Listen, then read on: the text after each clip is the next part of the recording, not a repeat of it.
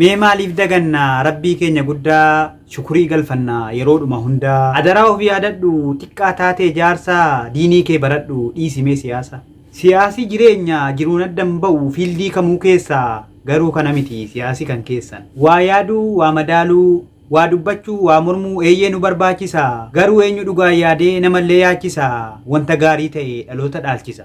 Siyaasni baranaa abbootii ajjeesee dhaloota boochisa. Kanaaf dhiisaan jedhee waa'ee siyaasichaa. Kanaaf dhiisaan jedhee waa'ee siyaasichaa.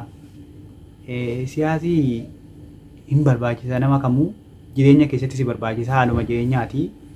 Garuu eega waa'ee siyaasaa kana biyya keenya seenee qaamoleen siyaasaa dhaabbileen siyaasaa babaayatanii namni siyaasa kana hordofu keessumaayyuu dhaloonni akka keenyaa kun kan siyaasa waan irraa akka ta'e hin beekne itti seenee jedhee miidhaa hagamtu dhufee dhiibbaa hagamtu dhufee jibbaan hagamtu dhufee qoqqoodamni hagamtu dhufee mee kana itti yaadaa mee matuma keessanitti hagamsi miidhe hagamsi yaachise hagam hirriba sin dhowwe hagam nama biroo irratti akkasiin dhiibbaa yaaddan hammeenyatti yaaddan isa hamattan isa jibbitan isa dhiibdan isin taasise.